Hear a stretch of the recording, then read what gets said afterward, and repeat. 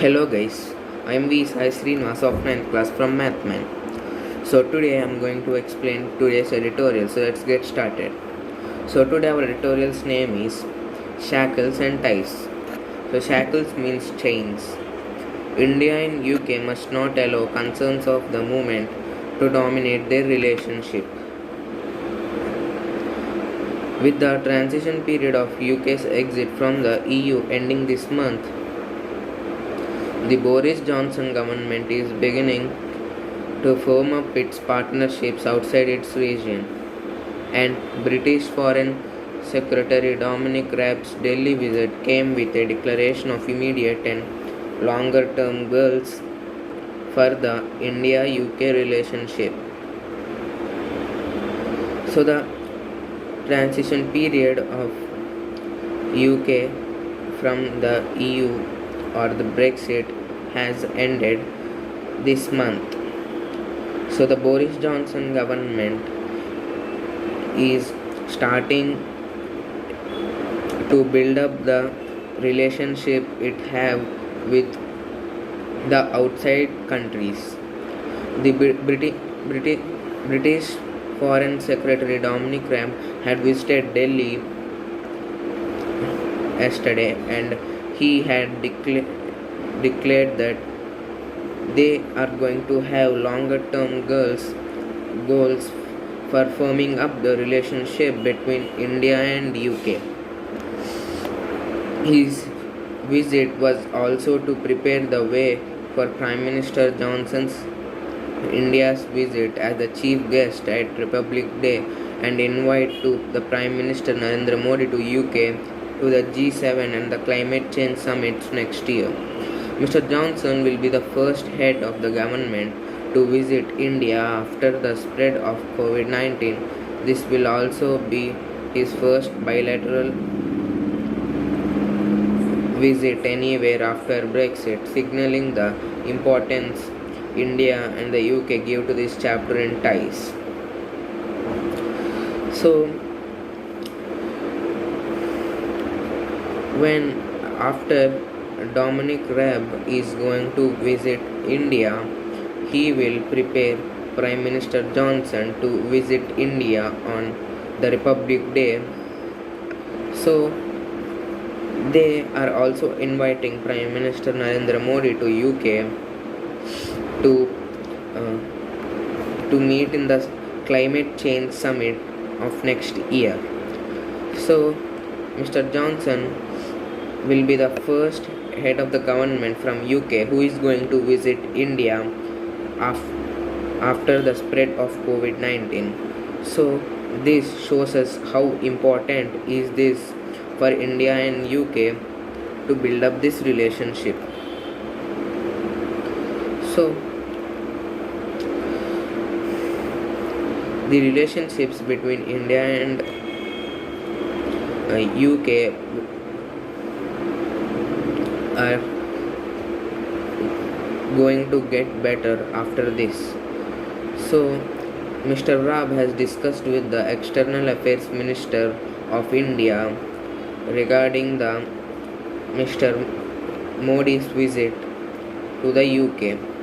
So they want their strategic partnership to be comprehensive strategic partnership, so that they will have closer military ties and they will cooperate in the Indo-Pacific strategies, fight against terrorism and also climate change. More than 20 trade deals have been done between India and UK this far, and most recently India had done some deals too. So Britain is increasing its ties. So it has made more than 20 deals, and also that include US, Japan and Vietnam, which will have the effect from January 1. So Mr. Johnson is going to announce when he is going to start discussing in India regarding the FTA during his visit.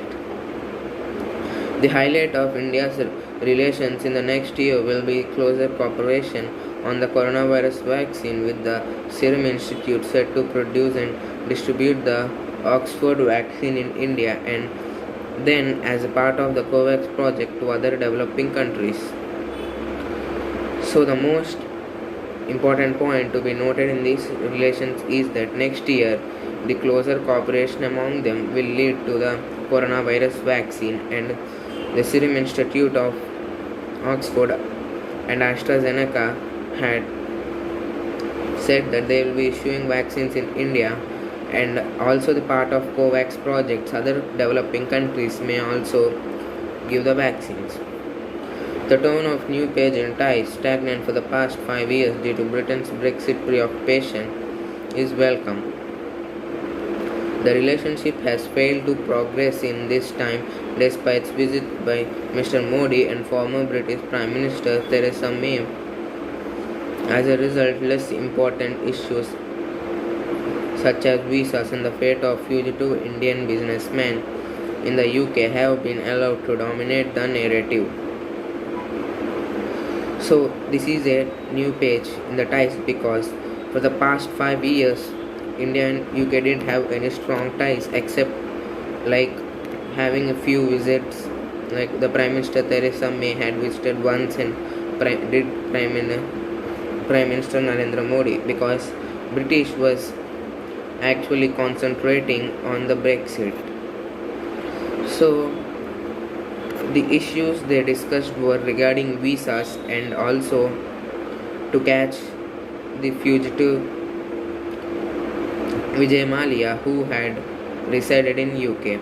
So these topics were dominating the ties more than anything. Over the past, the MEA has responded sharply to protests at the Indian Commission in London over the Article 370 move in Jammu and Kashmir and the Citizenship Amendment Act. This month, it was Britain's concerns about the farmer protests that sparked responses in New Delhi about interference in India's internal matters. Over the past, the people did protest at the Indian High Commission in London regarding the special status given to Jammu and Kashmir and also the Citizenship Amendment Act. So this month, the only things Britain care about is that the protests done by the farmers in India, which are internal matters.